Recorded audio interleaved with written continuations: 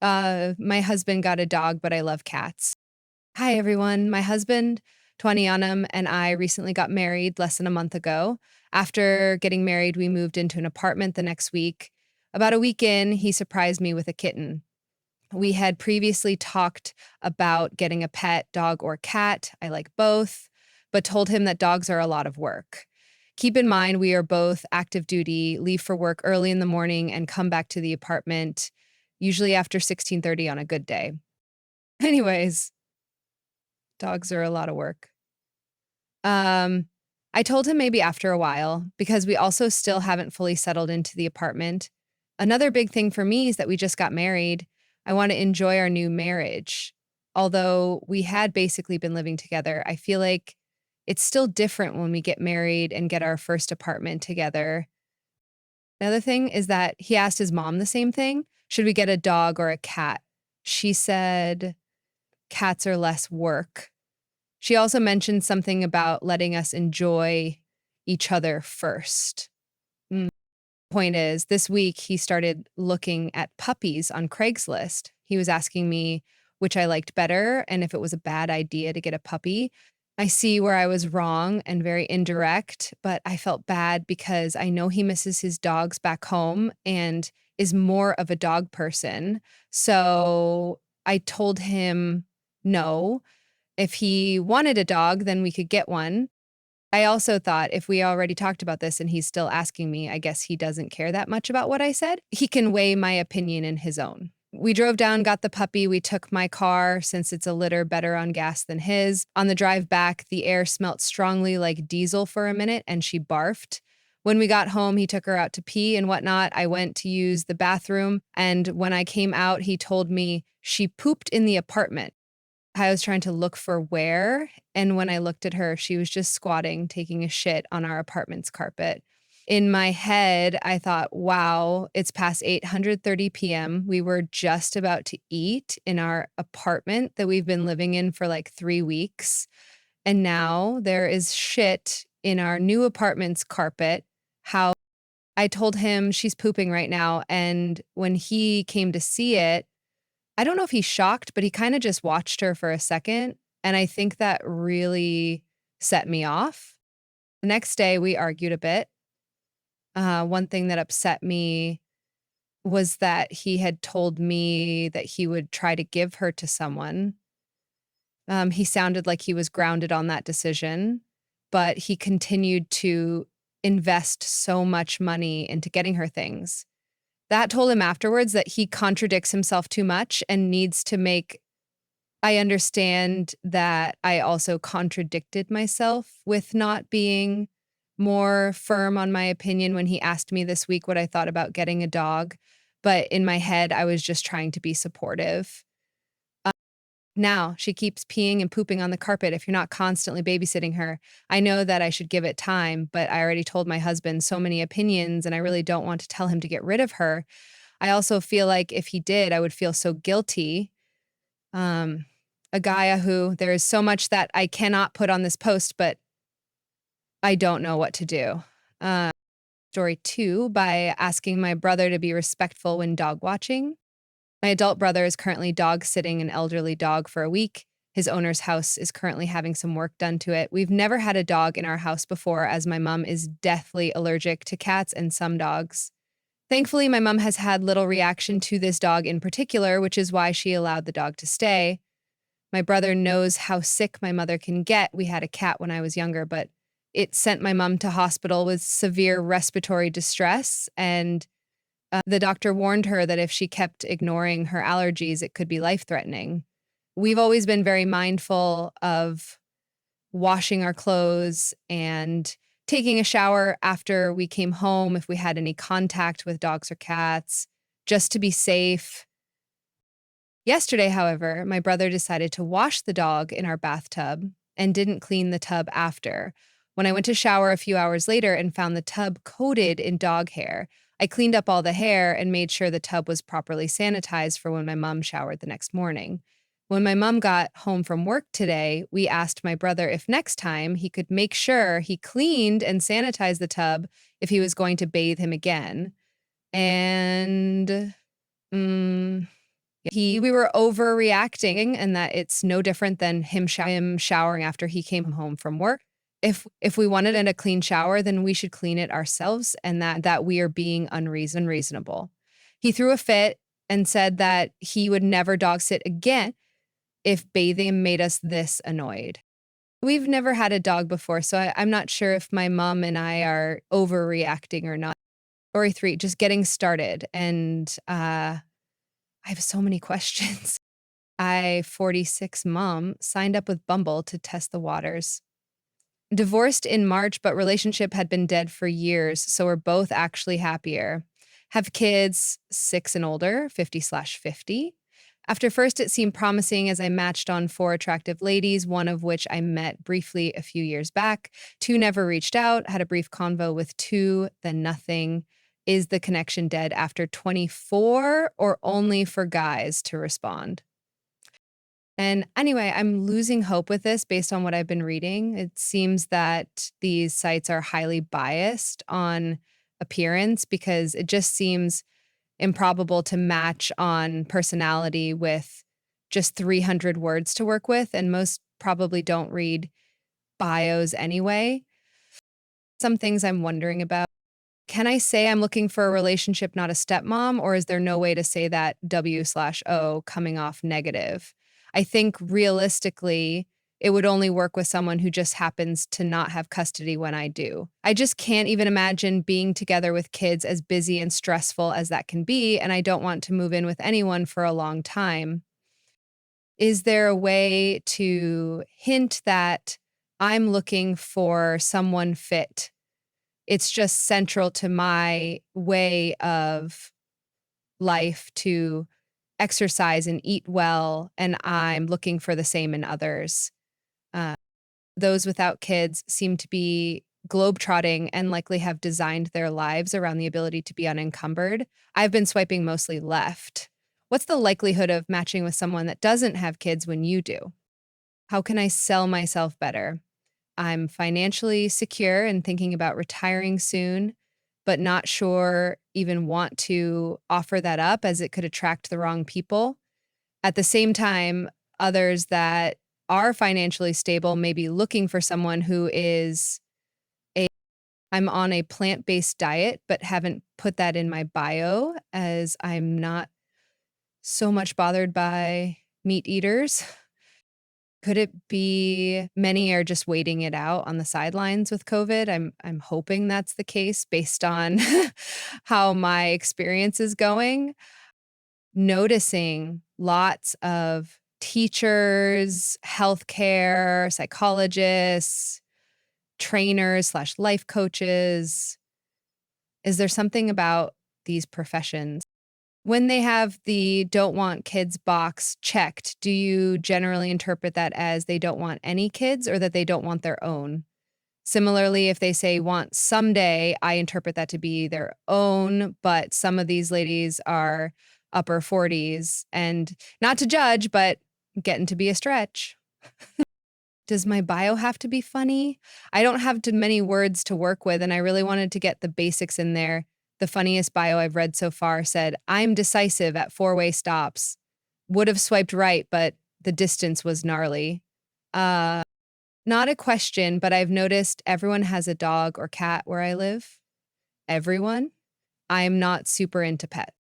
Story 4, kids who grow up with dogs and cats are more emotionally intelligent and compassionate. If you're a parent, the idea of adding the care and feeding of an animal to your responsibilities might feel like too much work, but having a dog, cat, bunny, hamster, or other animal as a part of the family benefits kids in real ways. Studies have shown that kids who have pets do better, especially in the area of emotional intelligence, EQ, which has been linked to early academic success, even more so than the traditional measure of intelligence, IQ.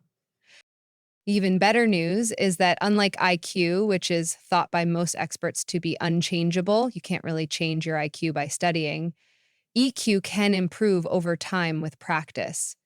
Animal friends can help kids do that by cultivating the very skills that lead to better emotional intelligence.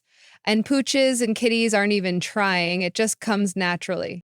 The following EQ skills are developed by children with pets. 1. Compassion. Researchers Nienke Entenberg and Ben Barta did an overview of the scientific literature in the Waltham Book of Human-Animal Interaction. If there are pets in the house, parents and children frequently share in taking care of the pet, which suggests that youngsters learn at an early age how to care for and nurture a dependent animal, they wrote. Even very young children can contribute to the care and feeding of a pet. A 3-year-old can take a bowl of food and set it on the floor for a cat. And at the same age, a child can be taught to stroke an animal nicely, maybe using the back of the hand so they don't grab the animal. Uh, Supervising kids during the first few interactions is a teaching moment. Uh, Later, once they have learned the ropes, their memory and understanding of a life outside themselves will be stimulated each time they interact with the animals. Older kids can be responsible for walking a dog or playing with it in the yard, cleaning out a cat's litter box, or taking veggie scraps from dinner to a rabbit or hamster. A study of 3 to 6-year-olds found that kids with pets had more empathy towards other animals and human beings, while another study found that even having an animal in a classroom made fourth graders more compassionate. Pets can be especially good for children who have very low self-esteem. Researcher found that children's self-esteem scores increased significantly over a 9-month period of keeping pets in their school classroom. In particular, it was children with originally low self-esteem scores who showed the greatest improvements, write Endenberg and Bayarda. 3. Cognitive development. Kids with pets play with them, talk to them, and even read to them. And the data backs up the idea that this additional low-stress communication benefits verbal development in the youngest kids. Pet ownership might facilitate language acquisition and enhance verbal skills in children. This would occur as a result of the pet functioning both as a patient recipient of the young child's babble and as an attractive verbal stimulus, eliciting communication from the child in the form of praise, orders, encouragement, and punishment for stress reduction. In surveys of kids who are asked about who they would go to with a problem, children regularly mention pets, indicating that for many, animals can provide emotional support and an additional way to mitigate negative emotions when they are feeling stressed. The social support given by pets has some advantages compared to the social support given by humans. Pets can make people feel unconditionally accepted, whereas fellow humans will judge and may criticize. Write Entenberg and Barta. Animals are great listeners and are non-judgmental. If a kid does badly on a test or angers their parents, an animal will still provide loving support. 5. Understanding the cycle of life. Talking about birth and death with kids can be hard for parents. Learning about them via the lives of animals can be an easier way for both parties to learn about these basics of life. While experiencing the death of a pet can be difficult and painful, it can also be an important learning experience. The way in which their parents and others near to them deal with the situation will have an influence on how children cope with death in general throughout their lives. It is important for parents to discuss their feelings of sadness openly and to share the associated feelings with the child. Parents have to show that it is all right to have such feelings. Learning to cope with sad feelings, for instance, when a pet dies or is euthanized, is important, and parents have to help their children with it, right? Endenberger and Barta. In addition, experiencing or talking about the other side of death, birth, can be a simple and age-appropriate way to begin the discussion about sex. Of course, all of the above positive benefits depend on the structure of the family, the number of siblings or other non-parental adults around, and of course, a child's own genetic tendencies. But only children and those with few siblings or the youngest of a group often become more pet-oriented. If any of the above concepts sound familiar to adult readers, that's because some of the same benefits are relevant for grown-ups too, including the social support and stress reduction. Story 5, dealing with my mom. This may be very long. I have been dealing with a lot this past year. First, my dad died last June. The day he died is coming up soon. My mom, she is the main issue I am having. She is an alcoholic and she sees no reason to stop drinking. She is mean as hell towards me and my family. Anyway, when I went to my dad's funeral, she refused to let me in her house during the time I was there. The last day I was there, she did let me in. It was a nightmare seeing her house. It was very bad. It smelled awful. She also had 4 big hound dogs in the house. It looks like something from Hoarders. I started to try to clean some and she just screamed at me. I stopped and said, "I can help you." She didn't want my help. I had to leave too soon. My kids were still in school and my husband couldn't miss any more work. On the road, I got called by her and she would cuss me out that I left. I had to turn my phone off. She kept calling and cussing me. Anyway, I get home for a few months, grieve for my dad. I have problems with this. I miss my dad. She doesn't understand why. She badmouths him. Yes, he wasn't perfect, but who is? Anyway, she would text me saying she is starving or it's too hot or something. I am 19. He drive away. I have no way to help her. Sometimes she would text she is going to kill herself. She has done this a lot over the years. I would say I am calling the cops when she says it. I would have her sister check on her for me. Anyway, things got bad around October. There was a Hurricane Michelle that wiped out the town. My family drove down with supplies and we get cussed out that she doesn't want them. I drop them off at the church. Anyway, a couple of weeks later around Halloween, she calls and she is drunk, screaming and cussing incoherently. I hang up and get texts that she has fallen down. Then I said for her to call the ambulance or something to help her. She said, no, she won't. I told her to call different people that I knew was down there that might help. Well, she didn't want to do that. At this point, I had been tired of her cussing me and talking to me bad. I thought it was just a bunch of bullshit. Um, anyway, I get more texts and she said she got a man to get her up. Then the next day I am getting text from her neighbor saying she fell down in the yard and been there for 24 hours. Then her sister called me saying she trying to convince her to go to the hospital. I finally got her to go and I was on my way down there by plane and car. It's a 4 hour drive from the nearest major airport. I get there and the doctor says she's dehydrated and has a lot of alcohol in her system. She has a very old fracture in her back. He is also saying she has something wrong with her liver.